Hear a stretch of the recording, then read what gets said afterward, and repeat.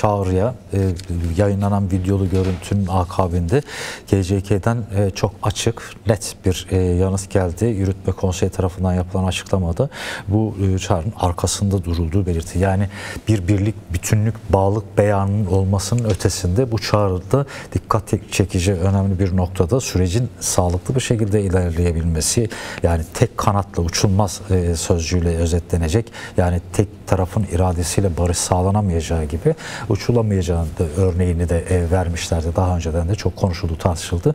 Nasıl değerlendirmek lazım? Nasıl görüyorsun bu irade ve bağlılık ve kararlılığın yanı sıra aynı zamanda bu sürecin sağlıklı bir şekilde nihayete erebilmesi açısından diyeyim. Çünkü bir değişmeyen veyahut da değişmeme konusunda direten bir dil ve üslup olduğunu görüyoruz.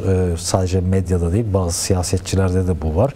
Bu üslubun baştan değişmesi gerektiği konusunda çeşitli yayınlarımızda biz birçok kez bu konunun altını çizdik ve bütünleştirici, bütüncül bir taktik anlamda bütüncül bir hukuki zeminin sağlanması aynı zamanda farklı siyasi yapılanmaları, partileri, örgütleri, demokratik kurum kuruluşları da kapsaması gerekirken görüyoruz bir yanda CHP'ye yönelik aralıksız devam eden operasyonlar var.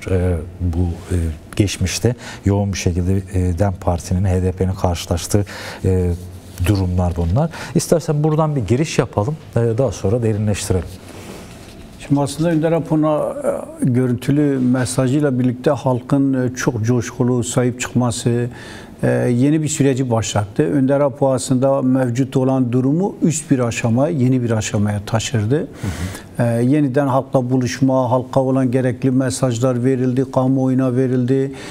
Şimdi sadece buradaki açıklama Kürdistan Özgürlük Gerilasına, KCK'ye yapılan bir açıklama değildi. Tüm taraflara yapıldı. Mesaj çok açıktı.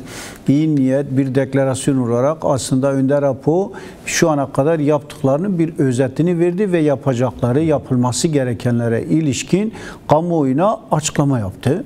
Deklarasyondu. Sadece Kürt tarafına değil, özellikle ortaya çıkan durumda Kürt tarafı çok büyük sorumlulukla, iyi niyet göstergeleriyle PKK'nın fesinden, silahlı mücadelenin vazgeçip demokratik siyasete geçmeye kadar ateşkes sürecine ve yeni bir adım iyi niyet göstergesi olarak da yarın yapılacak yeni bir süreçte bir serenum ile birlikte yeni bir gerilanın özgürlük yürüyüşünü farklı bir aşamaya taşıran yeni bir adım daha atacak. Şimdi bu kadar sırayla atılan adımlara karşı Önder Apo 27 Şubat'tan başlayarak atılan bu adımlara karşı 1 Ekim 2024'te Devlet Bahçeli'nin açıklaması neydi? Önder Apo bunları açıklasın ve gelsin mecliste açıklamalarda bulunsun. Gelsin umut hakkından faydalansın. Şimdi dikkat edilirse bu açıklamalar yapılmasına rağmen 9 ay önce yapılan bu açıklama sonrasında atılan adımlara bakıyoruz, bir şey yok. Şimdi KCK bunu belirtiyor. Diyor biz sonuna kadar Önder Apo'nun açıklamalarına baş müzakereci olarak önümüze koyduğu hedefleri halkımız olarak, hareket olarak tümden uygulayacağız. Bu konuda şu ana kadar üzerimizde düşeni yaptık ama bundan sonra tek taraflı bir iyi niyet göstergesi olamaz. Çünkü istedikçe istiyor. Sanki taviz verildi, artık her şey kaybedilmiş gibi istedikçe isteyen böyle özel savaş, psikolojik savaş, algı operasyonları yapan bu iyi niyet göstergesini Kürt hareketinin, Önder Apo'nun müzakereyi bir başka aşamaya taşıyan bu sürece yönelik artık Türk devletinin adım atması gerekiyor. Karşılıklı adımlar gerekiyor. Bundan sonra müzakere masa başladı. İyi niyet göstergeleri bir aşamaya kadar geldi. Belli bir aşamadan sonra bundan sonra yapılması gereken tüm aşamaları yaptı. En sondan yapılması gereken en baştan yaptı. PKK'nın fesinden, gerilanın silahlı mücadeleden siyasi mücadeleye geçişine kadar ki tüm aşamalar Önder Apo başlattı. Şimdi bundan sonra yapılması gereken ne? Tabii bundan sonra yapılması gereken Türk devletinin gerekli adımları atması.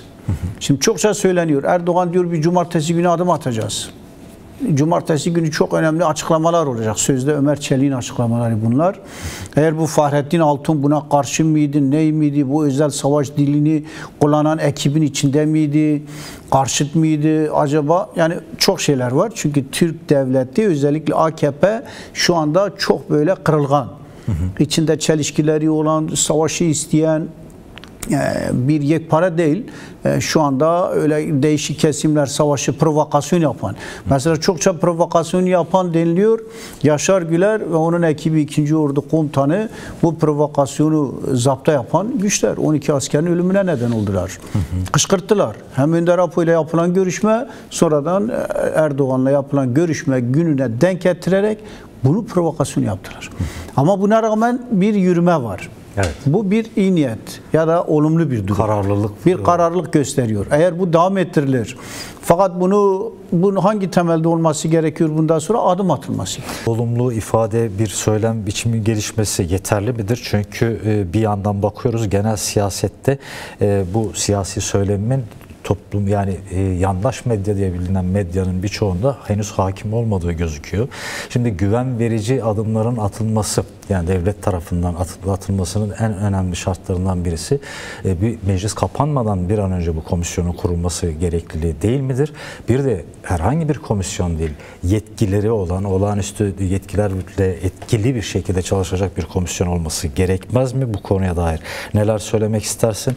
Bir yandan da biraz önce değindiğim CHP'li belediyelere yönelik kayyum operasyonlar devam ediyor bir taraftan. Şimdi Reber Öcalan'ın Tuncer Bakırhan aracılığıyla biz duyduk görüşmede. Bu tür siyasi hamlelerin, yani CHP'ye yönelik hamlelerin süreci sabote edebilecek hamleler olduğunu ve kabul edilemez olduğu vurgusu da vardı. Bir boyutu da bu ve son olarak dün yayınlanan videodaki açıklamasında Reber Öcalan, yani kişisel özgürlükle toplumsal özgürlük arasındaki hem felsefi hem toplumsal korelasyonu, bağlantıyı kuruyor. Doğrudur, bir toplumun, kişinin özgürlüğünün sağlanabilmesi toplumun özgürleşmesinden, demokratik bir toplumun inşasından geçer kuşkusuz, ama o demokratik toplumun özgürleşebilmesi için bugün tarihsel bir sürecin içinden geçmek durumundayız. Ve sadece Kürt halkının değil, bölge halklarının önderi olarak kabul görmüş bir önderliğin hala ve ısrarlı bir şekilde İmralı'da tutulması, yani daha fiziki anlamda daha özgür çalışır koşulların sağlanması gerekmez mi? Eğer ki bu söylenen üslup, bu olumlu adımlar, iyimser söylem pratikte karşılık görecekse. Şimdi görüp görmeyeceğini artık kısa süre, çok böyle zamana yaymadan Önder Apo onların yapması gerekenlerin tümünü tüm kamuoyuna yansıttı. Evet. Biz üzerimize düşeni yaptık, fazlasıyla yapıyoruz. KCK'de diyor ki biz üzerimize düşenin fazlasını yaptık.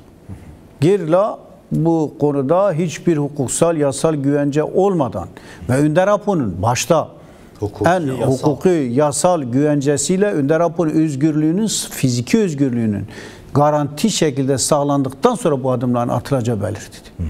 Peki 12. Kongresinde Önder Apo fiziki özgürlüğü temelinde bu alınan kararlar yerine getirileceğine yönelik karar alındı. Bu kongre kararı. Ama değişmez bunları bir deklare koşul etti. olarak söyledi. Tabii şimdi bu konuda tabii Önder Apo bireysel özgürlüğü değil, toplumsal özgürlükle eşgüdüm altında. Çünkü Önder Apo toplumsal özgürlük yoksa Önder Apo'nun özgürlüğü nasıl sağlanacak? Birbirine bağlantılı. Evet. Toplumsal özgürlükler, demokratik temelde adımların atılması, Kürt sorununa yönelik çözümler ve Önder Apo tabii bunun temel bileşkesi olarak tümünü sağlayan temel güç olarak da Önder Apo'nun özgürlüğü. Önder Apo bunun için müzakere yapabilmeli. Kendi koşulları, görüşmeleri, giden gelen heyetlerin yanına gitmesi, bunlar mutlak sağlanmalı. Herkesle görüşebilmeli, ikna edebilmeli. Tüm toplumsal, siyasal partilerle, kesimlerle görüşebilmeli, gazetecilerle görüşebilmeli. Bundan sonra süreç buna evrilirse bu demek ki Önder Apo bu süreci yürütebileceği, Türk devletinin de iktidar olarak İktidar, şimdi iktidarda olan kesim iki kesim. Diyelim şu anda MHP belli oranda kararlılıkla Devlet Bahçeli ve o kanat biraz daha istikrarlı bir şekilde bunun devam etmesini ve adımlar atmasını istiyor. Devlet politikasına dönüşmüştür Tabii. ve mükellefsin. Diyor mükellefsin diyor, bunu yapmakla. Şimdi Erdoğan bunu yaparken hile hurdalarla, özel savaş ya da böyle Türk devletindeki oyunlar, saray entrikaları gibi, tamam meclis olsun. Şimdi İbrahim Kalın, Numan Kurtulmuş'la görüştü. Hadi mecliste bir komisyon olacak. Bu komisyonun yetkisi ne olacak? Kapsamı ne olacak? Kapsamı ne olacak? Nasıl işlevsel olacak? Özel yetkilerle ve kanunla korunan, bunun alacağı kararların uygulanabilmesi mutlak anlamda sağlanacak mı, sağlanmayacak mı? Yoksa meclis olsun, meclise verdik, uzasın. Bu yazın sonbahara kadar devam eden bir süreç olamaz. Bu zamana yayıldıkça olağanüstü bir durum var bölgede, Orta Doğu'da böyle tüm provokasyonlara zemin olacak. Gördük.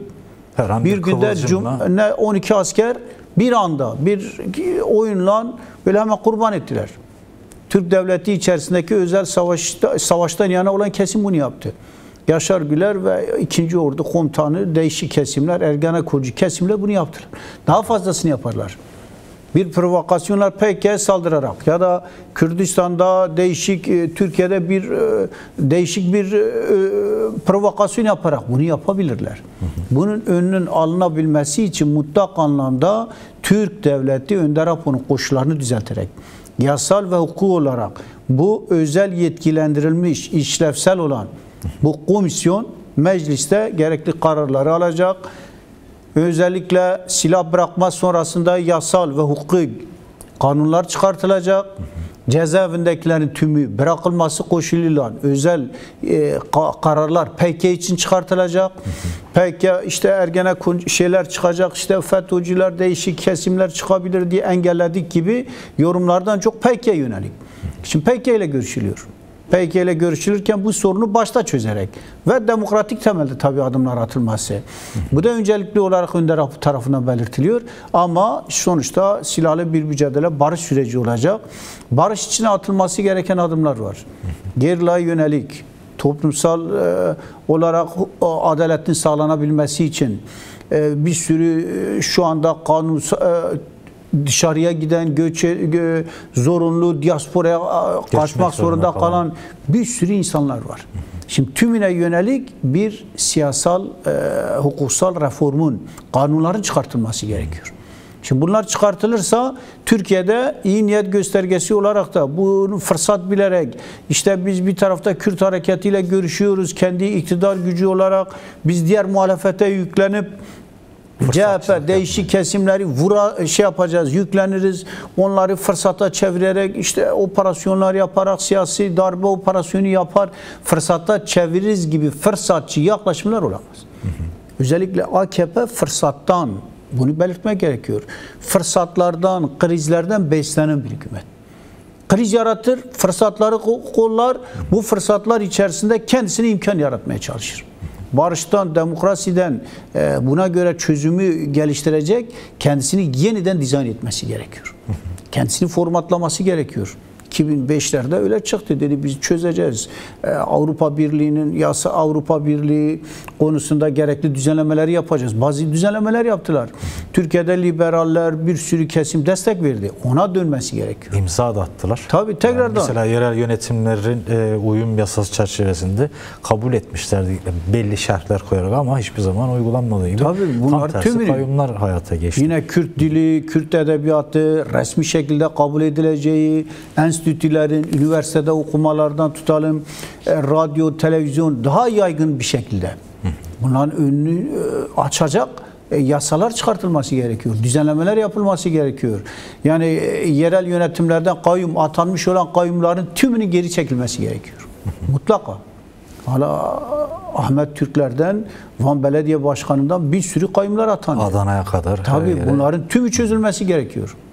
Bunlar haksız temelde işte şu ana kadar Kürt hareketine yönelik, demokrasi hareketlerine yönelik yapılan antidemokratik uygulamalar. Bu konularda ne yapılacak?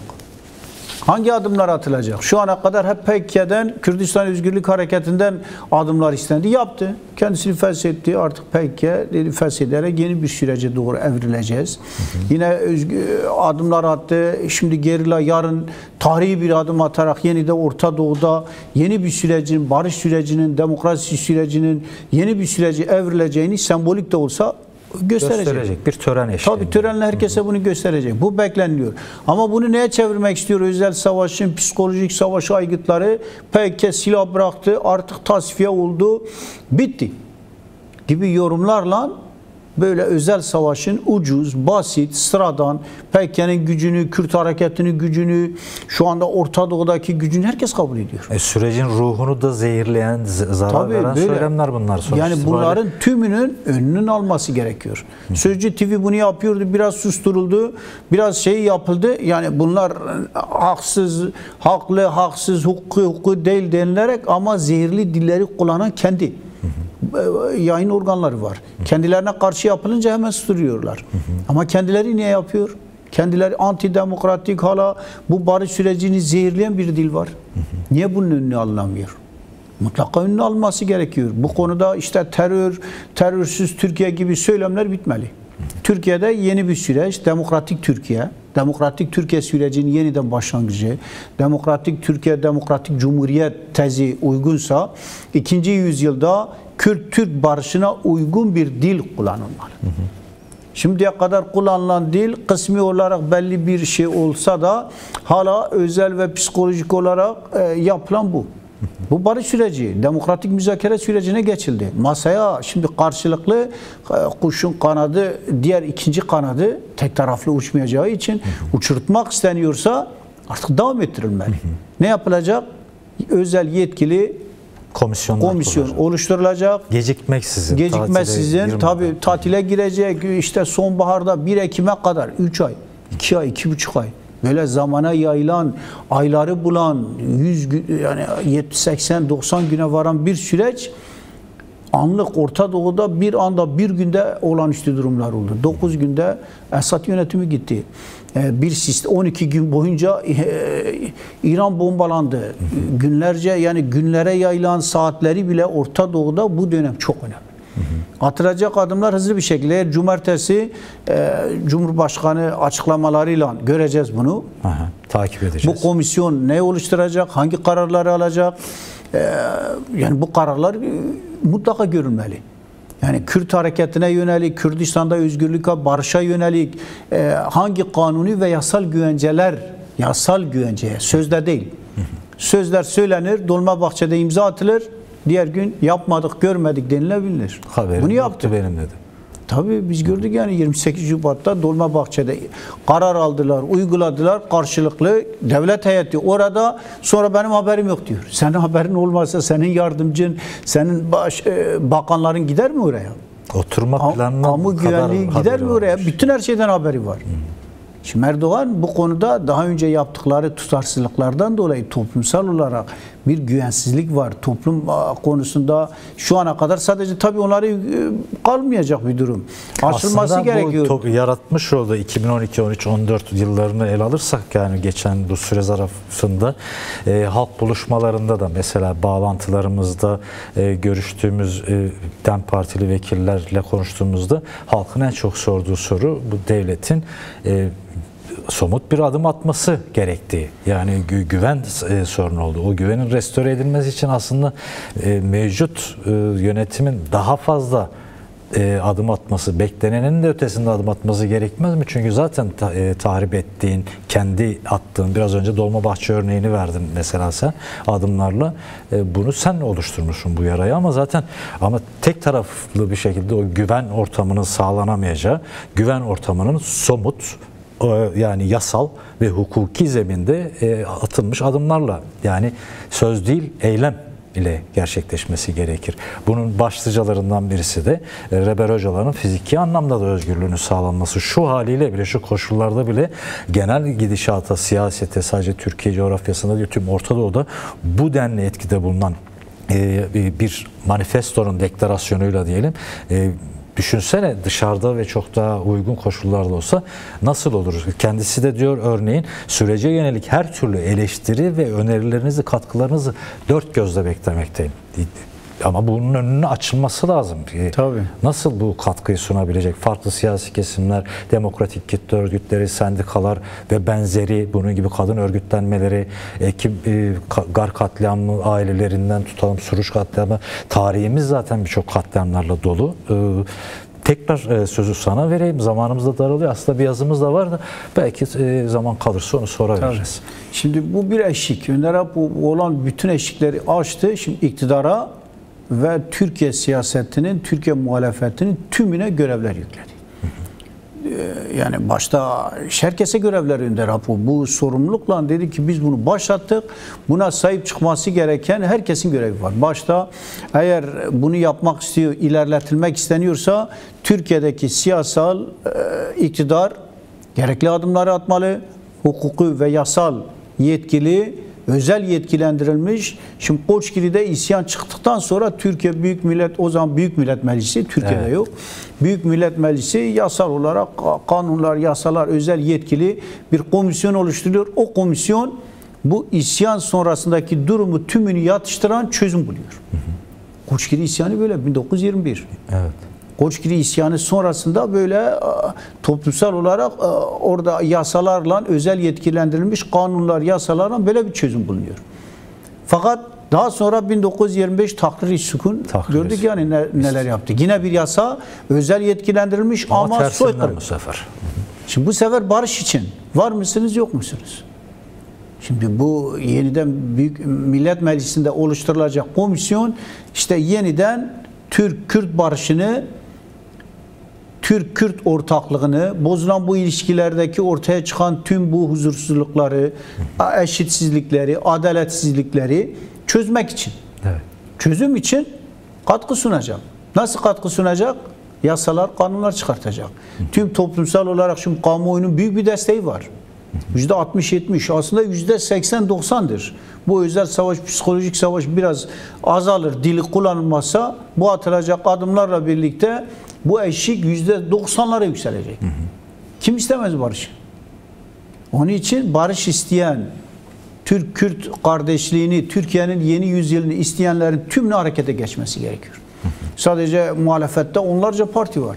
Ortak bir şekilde DEM'le birlikte ortak açıklamalar, ortak ittifaklar, barışı istiyoruz, demokrasi istiyoruz denilerek ortak açıklama, muhalefet yapabilecek eylemlere ortak ittifaklar yapmalı.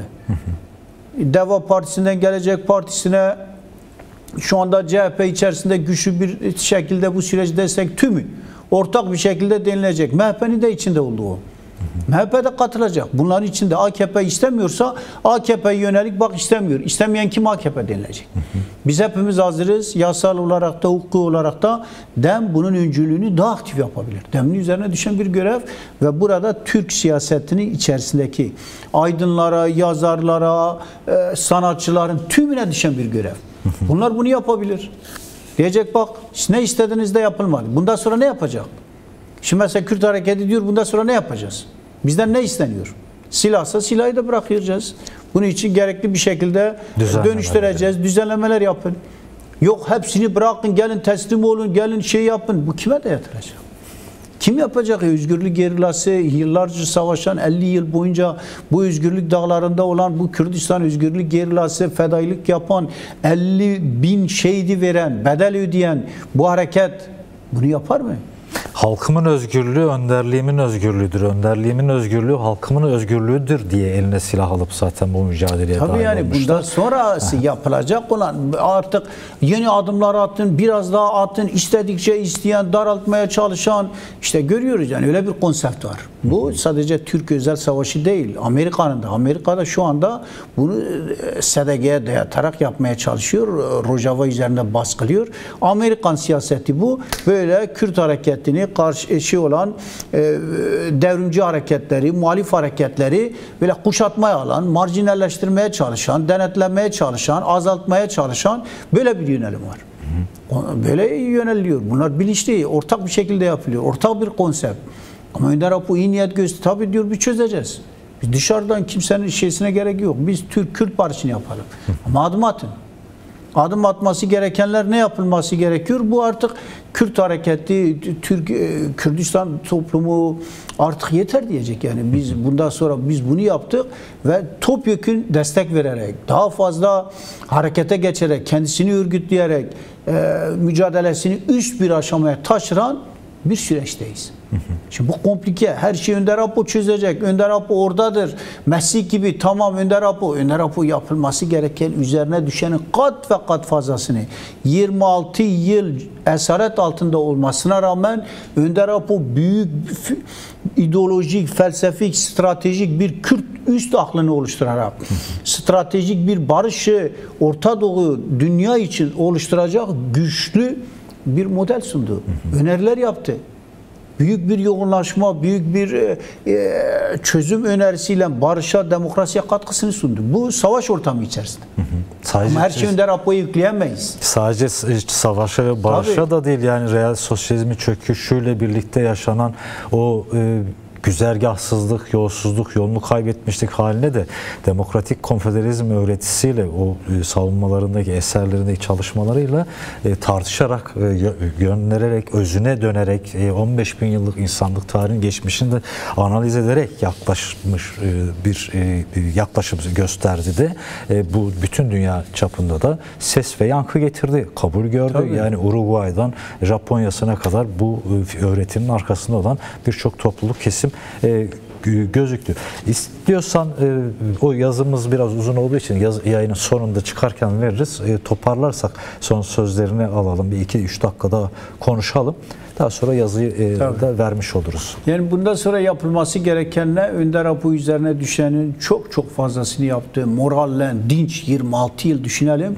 Bir ada cezaevinde fiziki olarak bile yüzünde nur var. Böyle güçlü, moralli, kudretli deniliyor. Önder Apo öyle.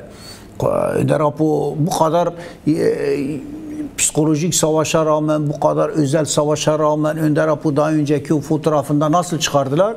Ama Önder Apo'yu görüyoruz. Bilinçli öyle yansıtmaya çalıştılar. Ama Önder Apo'yu gördüğü zaman sesinden, gücünden, fiziki şeysinden herkes şu anda sokaklarda, tüm Kürdistan'da moral içinde. Evet. Coşku içinde. Önderini görmüş. Böyle ona mutluluk, coşku, moral vermiş. Bu moral, bu coşku ne anlama geliyor? Görev de yüklüyor. Önder Apo böyle bir önderi artık çıkartmamız gerekiyor. Önder Apo fiziki özgürlüğü için Ahmet'ten diyor ya, ben Cudi'de inerek orada yeniden köylerde yeniden işe başlayarak, ekimden başlayarak, kooperatif yaparak, oradaki üretimi geliştirerek, komünleştirerek her yerde diyor çalışmaya hazır olacak. Ekonomi. Tabii diyor Önder Apo, diyor ben örgütleme yapayım. Bizim üzerimize düşen, halkımızın üzerimize düşen de bu Önder Apo'nun yapmak istediklerini, önümüze koyduklarını yapmaktır. Bunu yaptıkça güçleneceğiz, örgütleneceğiz, sahip çıkacağız. Önder Apo'nun elini güçlendireceğiz. Önder Apo orada nasıl güçlü? Bizden güçlü, birlikte güçlü, mücadeleyle güçlü, sahip çıkarak, eylemleri daha fazla yaparak, daha fazla gerilla kendisini koruyarak, savunarak, gerillanın savunması, gerillanın duruşu, Kürdistan Özgürlük Hareketi topyekun birlikte tek bir ses, tek bir yürek. Önder Apo'nun yanındayız, arkasındayız. Yapılması gerekenleri kat ve kat fazlasını yaptık. Önder Apo diyor, fedakarlık yaptı yoldaşlarım. Tüm komünalist yoldaşlarıma selam söylüyorum. Herkesin üzerine düşen görevlerden dolayı, yaptıklarından dolayı tümünü büyük sorumlulukla yerine getirdiler.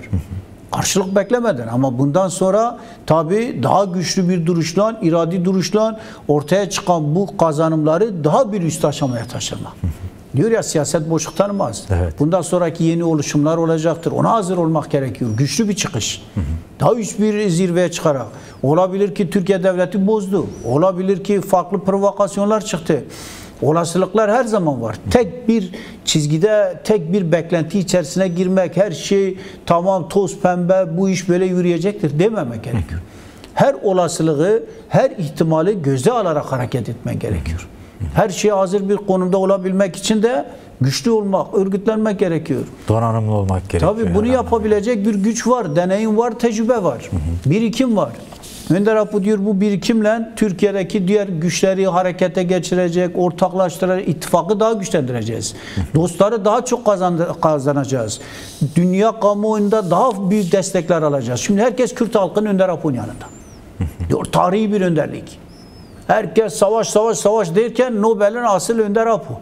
Gidip Trump'a Nobel ona destek vermek isteyen savaş suçlusu Netanyahu bile onu önermeye. Sen ne önereceksin? Savaşı yapan, bombalayan, bu kadar kıyımlar yapan sen Önder Apo da Orta Doğu, Türkiye, Kürt barışı istiyor. Dünya barışı istiyor. Dünya barışının önderi, Dünya Demokratik Komünalist Hareketi'nin önderi Önder Apo. Herkes onun etrafında toparlanmış. Önder Apo'nun uluslararası Nobel'den destek verecek diğer herkesin daha fazla.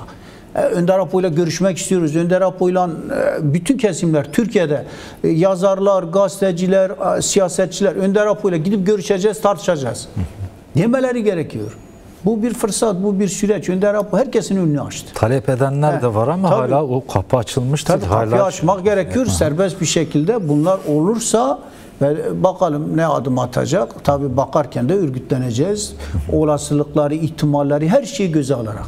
Yarın öbür gün Erdoğan'a ne olur, Bahçeli'ye ne olur, Türkiye'de ne olur belli değil. Belirsiz bir süreç. Şimdi böyle her ihtimali, her belirsizliği göze alarak hareket etmek gerek. Bunun için örgütlenmek, bunun için bilinçli bir şekilde ortaya çıkan bu kazanımları daha üst bir aşamaya taşırarak örgütlü, bilinçli, eylemsel ve diğer tüm güçleri katan güçlü bir duruş gerekiyor. Önder Apo'nun bu bize verdiği görevleri, sorumlulukları Önder Apo'nun elini güçlendirecek.